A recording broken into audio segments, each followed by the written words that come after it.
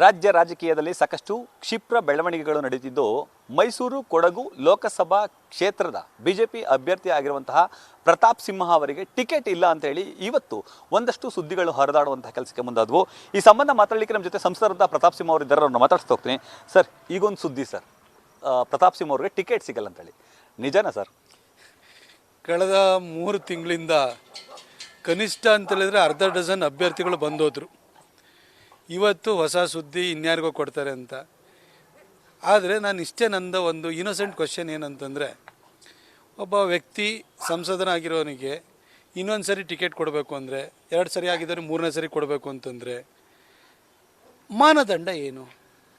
ಅವನು ಒಳ್ಳೆ ಕೆಲಸ ಮಾಡಿದ್ದಾನ, ಜನ ಅವನ ಪರ ಇದ್ದಾರ ವಿರುದ್ಧ ಇದ್ದಾರ, ಅವನು ಟಿಕೆಟ್ ಕೊಟ್ಟರೆ ಜನ ಗೆಲ್ಲಿಸ್ತಾರ ಇಲ್ವಾ? ಇದಿಷ್ಟೇ ಬರೋದು. ನಾನು ಕೆಲಸ ಮಾಡಿಲ್ವ ಹಾಗಾದರೆ 28 ಜನ MP ಗಳನ್ನ ತೂಕಕ್ಕಿಟ್ರೆ ಯಾರ್ಯಾರು ಎಷ್ಟೆಷ್ಟು ತೂಗ್ತಾರೆ ಅಂತ ಕರ್ನಾಟಕ ಜನ ಗೊತ್ತು. ಬೆಂಗಳೂರು ಮೈಸೂರು ಹೈವೇ ಇರ್ಬೋದು, ರಿಂಗ್ ರೋಡ್ ಇರ್ಬೋದು, ಏರ್ಪೋರ್ಟ್ ಇರ್ಬೋದು, ಇನ್ಲ್ಯಾಂಡ್ ಕಂಟೈನರ್ ಇರ್ಬೋದು, STPI ಇರ್ಬೋದು, ಪಾಸ್ಪೋರ್ಟ್ ಸೇವಾ ಕೇಂದ್ರ ಇರ್ಬೋದು, ಅಮೃತ್ ಮತ್ತು ಜಲಜೀವನ್ ಮಿಷನಲ್ಲಿ ಎಲ್ಲರೂ ಕುಡಿಯೋ ನೀರು ಕೊಡೋದಿರ್ಬೋದು, ಗ್ಯಾಸ್ ಇರ್ಬೋದು, ರೈಲ್ವೆ ಸ್ಟೇಷನ್ ಹೊಸದಾಗಿ 12 ಟ್ರೈನು ದೇಶದಲ್ಲಿ ಯಾವ ಸಂಸದರು ತರೋಕ್ಕಾಗಿಲ್ಲ. 12 ಟ್ರೈನ್ ತೊಗೊಂಬಂದಿನಿ. 13ನೇ ಟ್ರೈನೂ ಕೂಡ 12ನೇ ತಾರೀಕು ಇನಾಗ್ರೇಟ್ ಆಗುತ್ತೆ. ಮೈಸೂರು ಟು ಚೆನ್ನೈ ಮಾರ್ನಿಂಗ್ ಒಂದೇ ಭಾರತ್ ಬರುತ್ತೆ. ಆನಂತರ ಏರ್ಪೋರ್ಟ್ದ ಎಕ್ಸ್ಪಾನ್ಷನ್ ಜೊತೆಗೆ ರೈಲ್ವೆ ಸ್ಟೇಷನಲ್ಲಿ ಕೂಡ ಹೊಸದಾಗಿ 6 ಪಿಟ್ ಲೈನ್ಗಳು, ಸ್ಟೇಬ್ಲಿಂಗ್ ಲೈನ್ಗಳು ಇವೆಲ್ಲ ಮಾಡೋ ವ್ಯವಸ್ಥೆನ ಮಾಡಿದ್ದೀನಿ. ಏನೊಬ್ಬ MP ಅದನ್ನು ಏನೇನು ಕೆಲಸ ಮಾಡಬೇಕಾದ್ರೆ ಕೆಲಸ ಮಾಡೋ ಜೊತೆಗೆ ಮುಂದೆನೂ ಕೂಡ ಸ್ಯಾಟಲೈಟ್ ಟೌನ್ ರಿಂಗ್ ರೋಡ್ ಅಂತ ಬೆಂಗಳೂರಿನಲ್ಲಿ ಇವತ್ತು ಮಾಡೋಕ್ಕೆ ಹೋಗಿದ್ದಾರೆ. ನಾನು ಮೈಸೂರಿಗೆ ಔಟರ್ ಪೆರಿಫೆರಲ್ ರಿಂಗ್ ರೋಡನ್ನು ಈಗ ಆಲ್ರೆಡಿ ಪ್ಲಾನ್ ಮಾಡಿದ್ದೀನಿ. ಮೈಸೂರು ಬೆಳಗ್ಗಿಂತ ಮೊದಲೇ ಪ್ಲಾನ್ ಮಾಡಿದ್ದೀನಿ. ಈಗ ಬೃಹತ್ ಮೈಸೂರು ಮಾಡಲಿಕ್ಕೆ ಹೊರಟಿದ್ದೀನಿ. ಇನ್ನು 2 ವರ್ಷಕ್ಕೆ ಟ್ಯಾಪ್ ತಿರುಗಿಸಿದ್ರೆ ಕುಡಿಯೋ ನೀರು ಇರ್ತದೆ ಮೈಸೂರಿನ ಪ್ರತಿ ಮನೆಯಲ್ಲೂ ಕೂಡ, ಹಾಗೆ ಕೊಡಗಿನ ಪ್ರತಿ ಮನೆಯಲ್ಲೂ ಕುಡಿಯೋ ನೀರು ಇರ್ತದೆ, ಹಾಗೆ ಗ್ಯಾಸನ್ನು ಕೂಡ ಕೊಡಿಸ್ತೀನಿ. ಇಂಟರ್ನ್ಯಾಷನಲ್ ಕ್ರಿಕೆಟ್ ಸ್ಟೇಡಿಯಮನ್ನು ಕೂಡ ತರಲಿಕ್ಕೆ ಹೊರಟಿದ್ದೀನಿ. ಬೃಹತ್ ಮೈಸೂರು ಮಾಡೋಕ್ಕೆ ಕೊಟ್ಟಿದ್ದೀನಿ. ಮೆಟ್ರೋ ತರ್ತೀನಿ. ಎಲ್ಲ ಕೆಲಸ ಮಾಡಿ ಇನ್ನೇನು ಮಾಡಬೇಕು ಅಂದರೆ ಇನ್ಯಾವುದನ್ನು ಕೆಲಸ ಮಾಡೋದು ಬಾಕಿ ಇದೆ. ಯಾವ ಕಾರಣಕ್ಕೋಸ್ಕರ ಟಿಕೆಟ್ ಡಿನೇ ಮಾಡ್ತಾರೆ ನಂಗೆ ಎಂತೂ ಅರ್ಥ ಆಗ್ತಿಲ್ಲ. ಮಾಧ್ಯಮದಲ್ಲಿ ಬಂದು ಸುದ್ದಿ ನೋಡಿದ ಮೇಲೆ ನನಗೂ ಕೂಡ ಆಶ್ಚರ್ಯ ಆಯಿತು. ಅದು ಇಷ್ಟೆಲ್ಲ ಅಭಿವೃದ್ಧಿ ಕೆಲಸ ಮಾಡಿದರೂ ಕೂಡ ಟಿಕೆಟ್ ಇಲ್ಲ ಅಂತ ಹೇಳ್ತಿರೋದು ಯಾಕೆ ಅಂತ ಸರ್? ನನಗೆ ಗೊತ್ತಿಲ್ಲ. ನಾನು ಮಾಧ್ಯಮಗಳಲ್ಲೇ ಸುದ್ದಿ ಕೇಳಿದ್ದು. ಯಾಕೆಂದರೆ ಮಾಡಿರೋ ಕೆಲಸವನ್ನು ನೋಡಿದ ಜನ ಇದ್ದಾರೆ, ಬೆನ್ನಿಗೆ ನಿಲ್ಲುವಂತಹ ಕಾರ್ಯಕರ್ತರಿದ್ದಾರೆ, ಹಾಗೆ ಕಾಯಕಗಳು ಚಾಮುಂಡೇಶ್ವರಿ ಇದ್ದಾಳೆ. ಮೊನ್ನೆ ಅಭಿಪ್ರಾಯ ಸಂಗ್ರಹಣೆ ಬಂದಾಗ್ಲೂ ಕೂಡ ಯಾರ್ಯಾರಿಗೆ ಎಷ್ಟೆಷ್ಟು ಆಸ್ಪಿರೆಂಟ್ಗಳಿಗೆ ಓಟ್ ಬಿದ್ದಿದೆ ಅನ್ನೋದನ್ನು ಕೂಡ ಗೊತ್ತಿದೆ. ಇಷ್ಟಾಗಿಯೂ ಕೂಡ ಯಾಕಾಗಿ ಈ ಥರ ಊಹಾಪೋಹಗಳು ಬರ್ತಾ ಇದೆ ಅಂತ ನನಗಂತೂ ಅರ್ಥ ಆಗ್ತಾ ಇಲ್ಲ. BY ವಿಜಯೇಂದ್ರ ಅವರು ಇವತ್ತು ಹೇಳ್ತಾರೆ ಸರ್, ಹೊಸ ಮುಖಗಳಿಗೆ ಅವಕಾಶ ಇರುತ್ತೆ, ಮೈಸೂರು ಕೊಡಗು ಕ್ಷೇತ್ರ ಕೂಡ ಆಗ್ಬಹುದು ಅನ್ನೋ ಥರದಲ್ಲೇ ಒಂದು ಅಭಿಪ್ರಾಯ ವ್ಯಕ್ತ ಆಗಿದೆ ಸರ್. ನಂಗೆ ಗೊತ್ತಿಲ್ಲ, ನಿಜವಾಗ್ಲೂ ನಾನು TV ನೋಡಿಲ್ಲ, ನಾನು ನಿಜವಾಗ್ಲೂ ನೋಡಿಲ್ಲ ಸರ್. ಇಂತಹದ್ದೇ ಅಭಿಪ್ರಾಯವನ್ನು ಆರ್ ಅಶೋಕಾದಿಯಾಗಿ ಅಶ್ವಥ್ ನಾರಾಯಣ್ ಸೇರಿದಂತೆ ಹಲವು ನಾಯಕರು ಹೇಳ್ತಾರೆ ಸರ್. ಅಂದರೆ ಹೊಸ ಮುಖಗಳಿಗೆ ಅವಕಾಶ ಅನ್ನೋ ಥರದಲ್ಲಿ ಯಾಕೆ ಪ್ರತಾಪ್ ಸಿಂಹ ಅವ್ರಿಗೆ ಟಿಕೆಟ್ ಕೊಡ್ಲಿಕ್ಕೆ ಹಿಂದೇಟಾಗ್ತಿದ್ದಾರೆ ಅಂತ? ಅಲ್ಲ, ಹೊಸ ಮುಖ ಅಂದರೆ ಯಾವ್ದಾದ್ರು ಒಂದು ಮುಖ ಹಳೇದಾಗಿರ್ಬೇಕಾಗುತ್ತೆ, ಆಯಿತಾ? ಹಳೆ ಮುಖ ಯಾರ್ದಾಗಿದೆ ಅಂದರೆ 5 ಸರಿ 6 ಸರಿ 7 ಸರಿ ಗೆದ್ದಿರೋರ್ದು ಹಳೆ ಮುಖ ಆಗಿರುತ್ತೆ. ನಂದು ಹಳೆ ಮುಖ ಆಗಿದೆ ಅಂತ ಯಾರಿಗಾರು ಅನಿಸಿದ್ರೆ ನಂಗೆ ಗೊತ್ತಿಲ್ಲಪ್ಪ, ಜನಕ್ಕಂತೂ ಹಂಗೆ ಅನಿಸಿಲ್ಲ ಸರ್.